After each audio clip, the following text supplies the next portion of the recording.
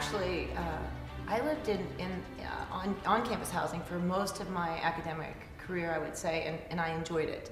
So I do remember walking into my towers room, and I was rooming with my best friend, and was a little taken aback at the size, considering we also had every electronic food device that you could ever have, even though we had a full meal plan. We even had a Fry Daddy.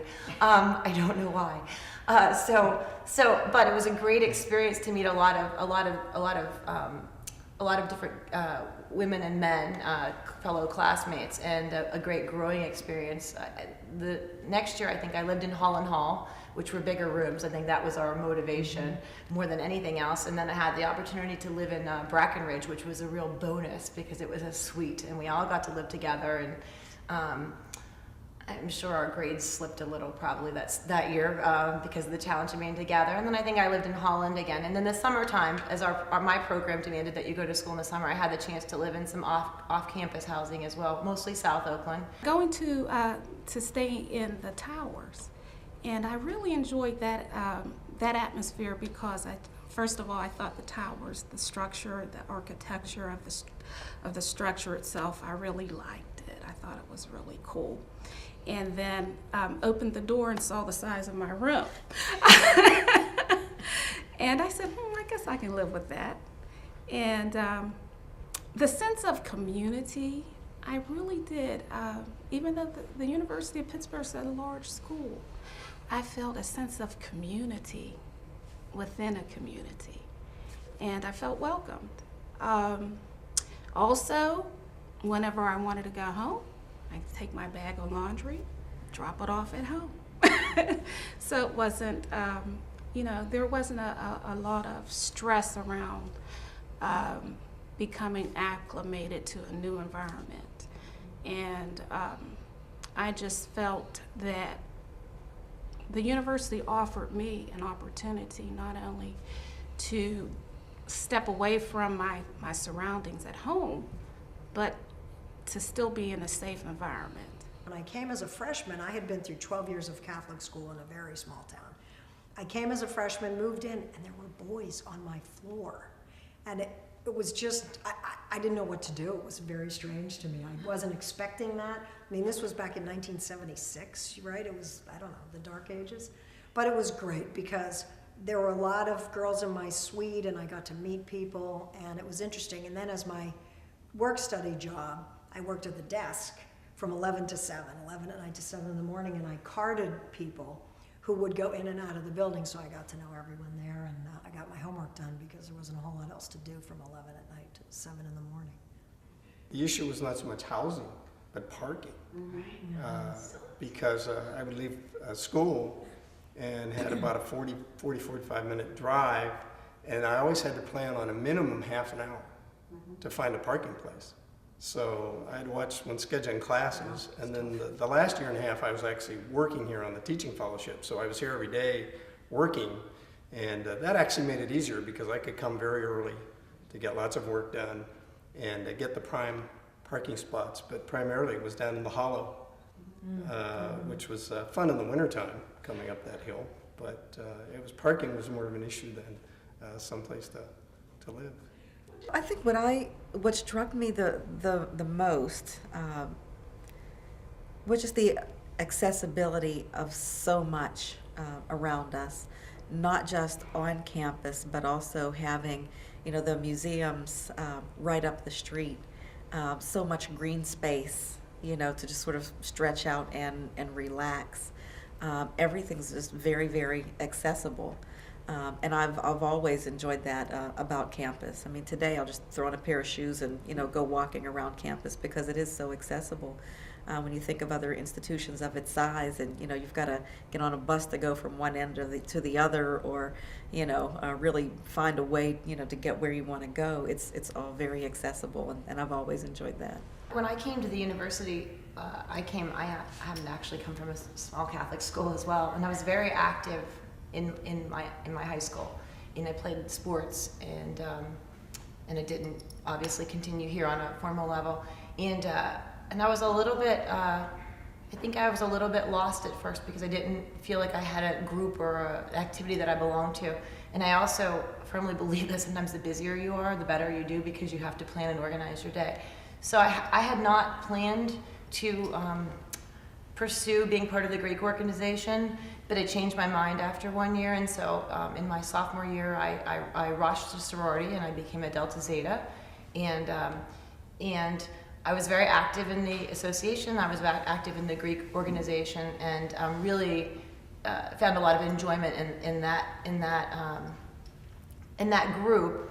Primarily not just because of the social aspect, but also there's a lot of philanthropic activities that go on as well. And so that was really in alignment with a lot of the values that I had growing up, and it gave me a way to be able to, for instance, Gallaudet University was our philanthropy, so we were able to fundraise, or to be able to fundraise as a campus effort. And so that really helped me to sort of just find a niche here at the university. I had a lot of friends outside of that out of the organizations as well, but it just kind of gave me a home and gave me somewhere to really feel like just anchored to, and it helped to enhance my experience here. There's a fraternity on campus, Alpha Phi Alpha fraternity, and I was a part of their little sister organization, which is where I met my husband, fortuitous. And beyond that, when I was a junior, I started working on campus, and I switched from arts and sciences to general studies to finish my last couple classes. And there was a newspaper, so I was an English major, there was a newspaper for general studies called the Night Times. Mm-hmm. So I wrote for the Night Times. You know, Ed and I were talking in advance, and we said who had time to be in extracurricular activities during graduate school. Yeah. Anyway. Right. In undergrad, I was really active in student government, and ended up being a political science major. And it was great. I mean, we had so much fun, and we went to Harrisburg and lobbied, similar to what's happening today with the funding issues. I mean, even then, in the late 70s, there were funding issues with the state. And what a great experience. You know, we would prepare, and we would have advisors who would help us, and we'd drive out to Harrisburg and go visit the representatives and the state senators, and it was really pretty amazing. Law school, I was in a couple, small clubs that we would have, the women in the law society, those types of things, but a lot less time in graduate school, plus I was trying to work, and it's just much more demanding in graduate school than in undergrad. I couldn't get a ticket to, especially to go to the basketball games, because if I remember correctly, especially when I entered the occupational therapy program, you had to go to the student union and you had to stand in that line, and then they would open the ticket line and you would have to get your tickets.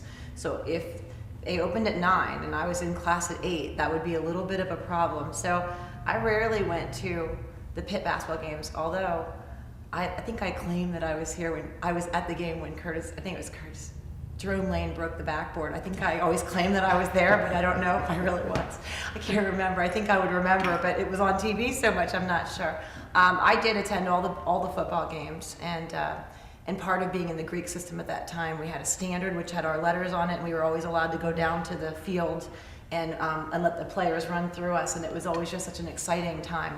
We really enjoyed that. I am a diehard fan now, so I make up for it. I have season basketball tickets now, since I couldn't get there as an undergrad, and season football tickets as well. So my heart bleeds blue and gold, and I'm very happy when we win, and I'm very grouchy when we lose. The zoo is quite an experience. You have to do it at least once, just to feel the vibe. The only thing that I often tell people about is that one of my rituals during the last year and a half I was here, because I was working on my dissertation and teaching classes and so forth, and it was a pretty busy time. But one of the rituals I had, which was almost for good luck, the home plate from the original Forbes Field, of course, is in the hallway there in Posvar Hall. And so a ritual I had was every day, the first thing I did in the morning was come in and jump on home plate. I just had to do that. I didn't think I was going to have a good day unless I did that.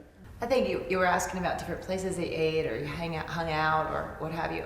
I don't really remember hanging out in particular places, so to speak, but I do know that I hate to admit the junk food obsession, but between Permane Brothers sandwiches and the O fries are still a part of my diet. Unfortunately, my children too. Every time I bring them to Oakland, are we going to the O? We have to get French fries. So I think that those were kind of neat things. One of the things that I remember that's 80s specific, at least from my time, is there was a pizza shop called Capri Pizza, and it was $5 for a pizza. And a lot of times on the weekends, they would pre-make the pizzas, and they would bring their truck into the quad, and they would just park in the quad, so you could just go up to the truck and buy a pizza for $5. That was unfortunately probably a staple of mine too often. I remember going to the fraternity parties, and once you were legal, to going to the bars in Oakland, be it Zelda's on Thursday. Thursday night was a big night on campus. From Zelda's to Calico's to Peter's Pub, or just to watch. If you didn't really want to do anything like that, you were underage, you could go to see a movie at the David Lawrence. They always showed movies, and so those were fun. Those were fun things. I remember the pre-parties for the football games too, as in the Syrian Mosque parking lot. That was a great party. It was bittersweet when we moved our stadium down to Heinz Field. I know that it's done a lot of positive things for the university, and the Pitt is fabulous, but part of me still misses our old stadium and all those memories. Mm-hmm.